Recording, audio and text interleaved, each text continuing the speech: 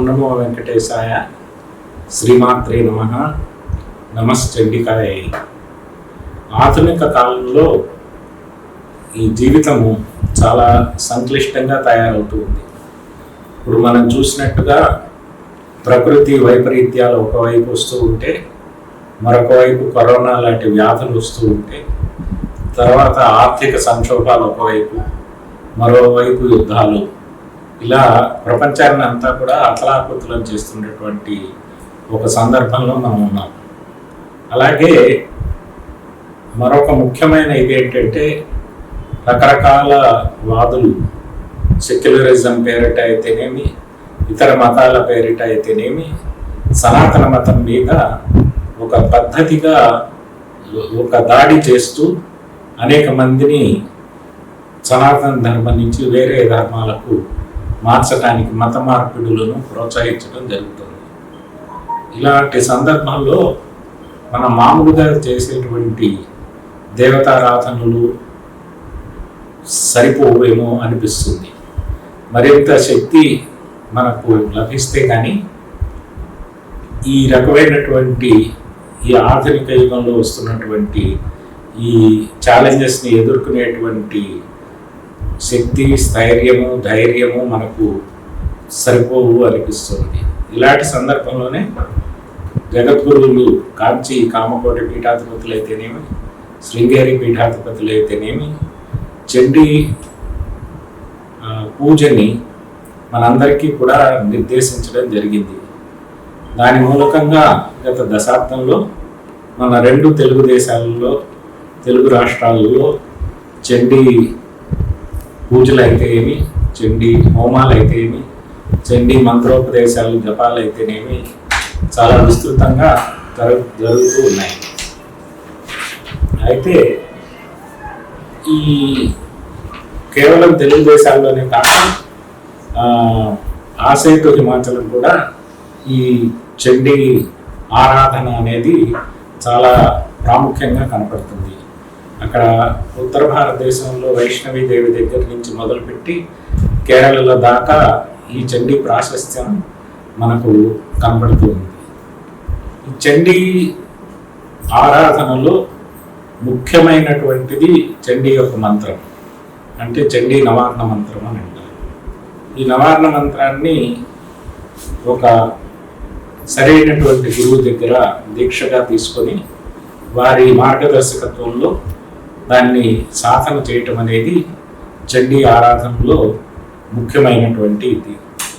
ఈ మంత్రం యొక్క గొప్పతనం ఏమిటి అంటే, దీనికి అంటే ఏ కులము అని కానీ, ఆడ మగ భేదం అని కానీ అలాంటివి లేకుండా ఉపదేశం పొందేటువంటి సదుపాయం ఉన్నది.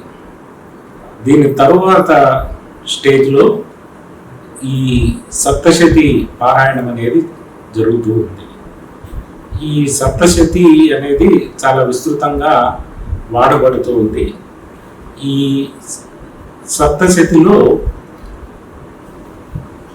దాదాపు 700 మంత్రాలు ఉన్నాయి అని ప్రసిద్ధి. ఆ 700 మంత్రాలు ఉండడం వల్లే దానికి సప్తశతి అని అంటారు.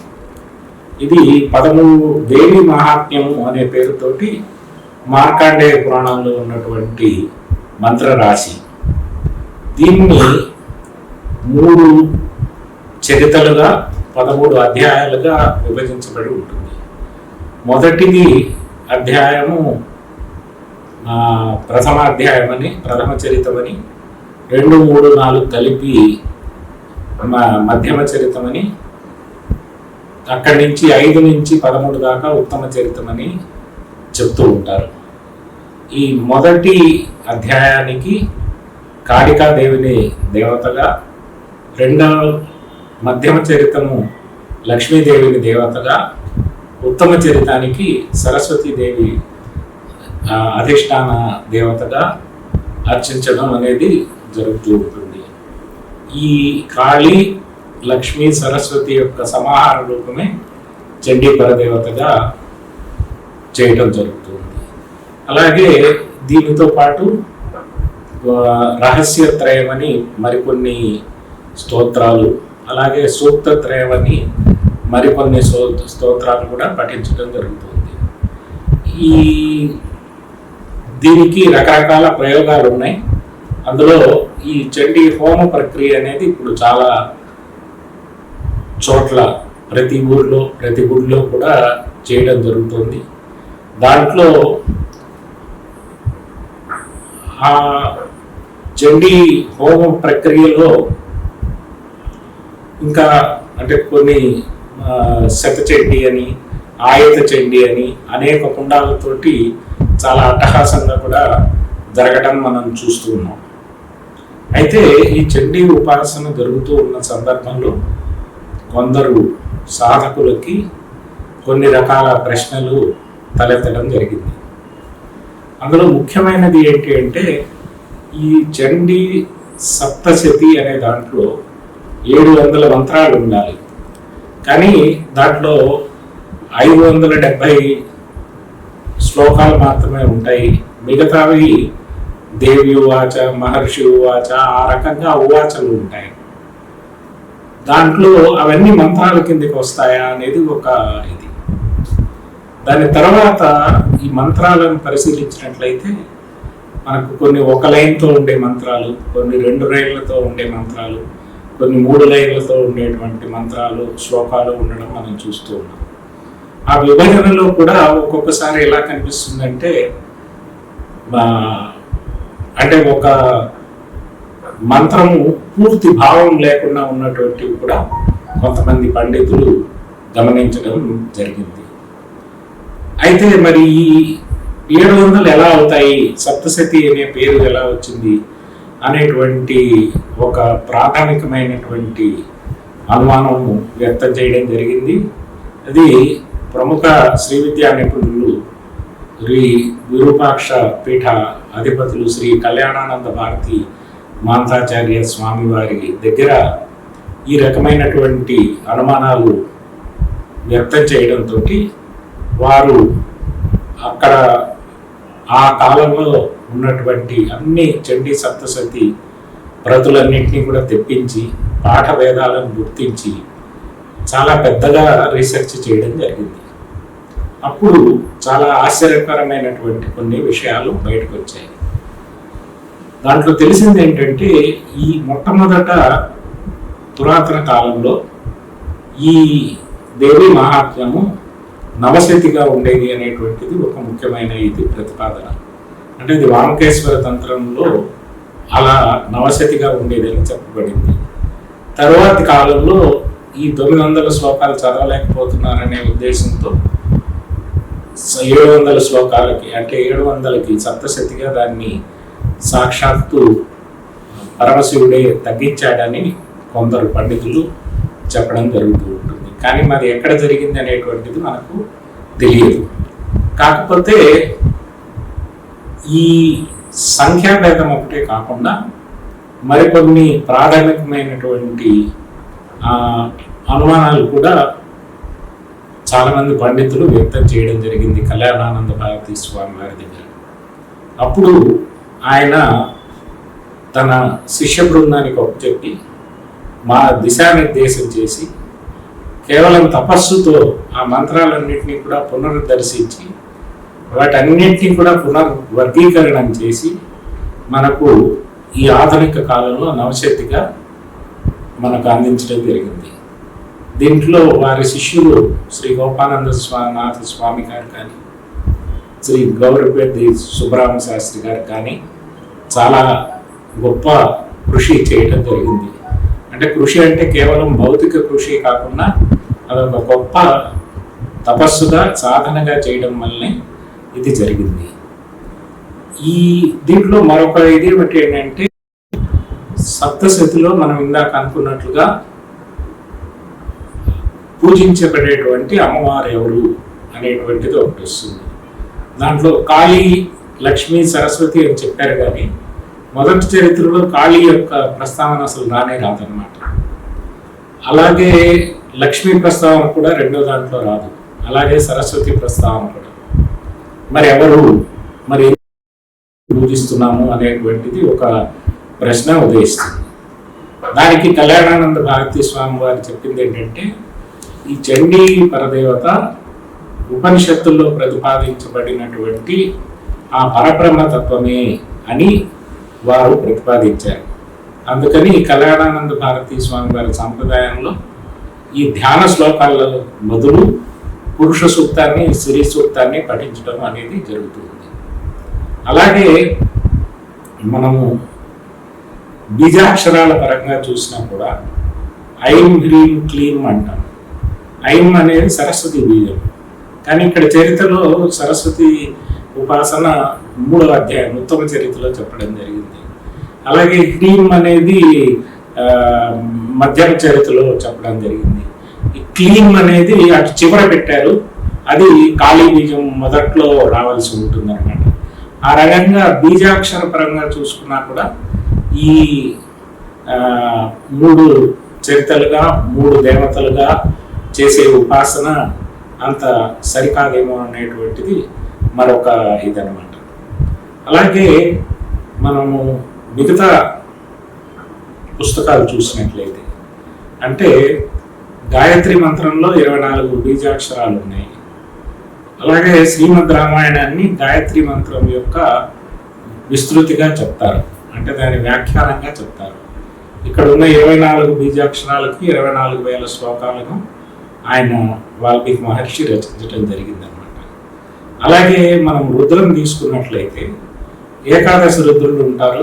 11 అనువాకాలుగా నమ్మకం మనకు కనిపించడం జరుగుతుంది, నమ్మకం చెప్పం కూడా. కానీ ఇక్కడ మనకు ఆ రకమైన ముఖ్యమైన చండీ ఉపాసనలో ముఖ్యమైన మంత్రము నవార్ణ మహామంత్రమైనట్లయితే ఈ 13 అధ్యాయాలు కానీ 3 దేవతలు కానీ ఈ సంఖ్యలు మనకు సరిపోవు. అందువల్ల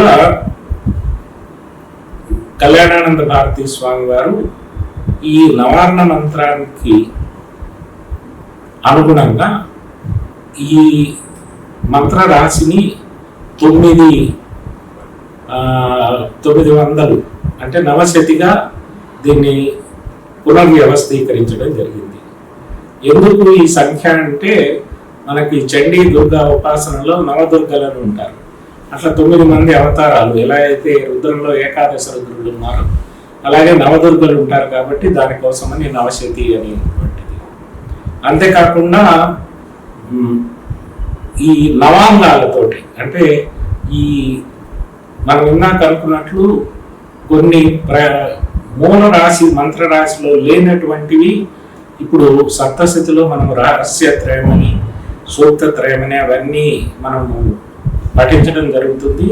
అవి పఠించకపోయినట్లయితే అమ్మవారి కోపం వస్తుంది అనేటువంటి అలా కొన్ని బెదిరింపులు కూడా మనం చూడడం జరుగుతుంది.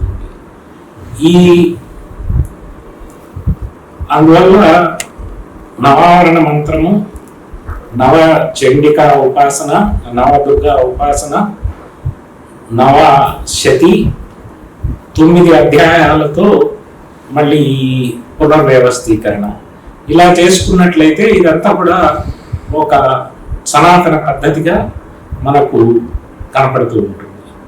అలాగే ఇంకొక ముఖ్యమైన విషయం ఏంటంటే సప్తశతిని ఆరాధించేటువంటి వాళ్ళు బ్రహ్మ సప్తశతి అమ్మవారికి శాపం ఇచ్చాడని ఆ శాపం మోచడానికి ఒక మంత్రం చెప్పి అది 21 సార్లు జపించి కానీ చండీ పారాయణ చేయాలని, అలా చేయకపోతే అది ఫలించదు అనేటువంటి ఒక అభిప్రాయం కూడా చాలా ప్రచలితంలో ఉంది.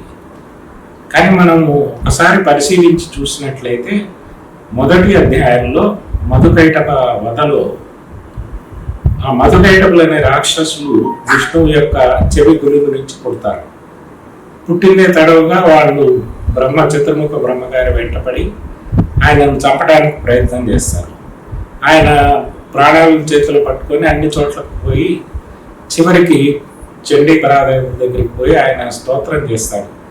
విష్ణువు యోగా నిద్రలో ఉన్నాడు, ఆ నిద్రలో నుంచి ఆయనను లేపి ఆయన ఈ మధుకైటప సంహారం చేయించవలసింది, నా ప్రాణాలను రక్షించవలసింది అని కోరుకుంటాడు.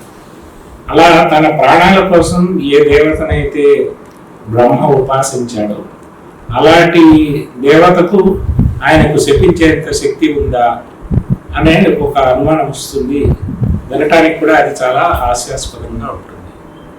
ఇలాగా వైదికమైన సంప్రదాయంలో ఉన్నటువంటి నవశతి అనే చండీ ఉపాసన కాలక్రమేణా తాంత్రికుల చేతిలో పడి అది సప్తశతిగా మారిందని, దానితోటి ఈ రకరకాల రహస్యత్రయమని సూక్తత్రయమని తక్కినవన్నీ పెట్టి అవి చదివితే కానీ, ఆ పద్ధతిలో ఉపాసిస్తే కానీ అమ్మవారి కోపం వస్తుంది, శాపాలు తగులుతాయి అనేటువంటి కొన్ని భయాందోళనలు సంఘంలో వ్యాప్తి చెందడం జరిగింది. చండీ దేవత తామసిక దేవతగా కూడా చెప్తూ కొంతమంది మాంసాలు ఆ పంచమకారాలతోటి తర్వాత ఈ మద్యంతో ఉపాసన చేయడం జరిగింది. వీటిని కళ్యాణానంద భారతీ స్వాముల వారు అవైదికంగా ప్రకటించి ఈ చండీ ఉపాసనను నవశతి రూపంగా నవార్ణ మంత్రంతో 9 అధ్యాయాలతోటి 9 నవదుర్గ రూపంతో నవాంగాలతోటి కలిపి ఈ నవశతిగా మనకు అందించడం జరిగింది. ఈ సంప్రదాయం పూర్తిగా వైదిక సంప్రదాయంలో ఉన్నటువంటి విద్య.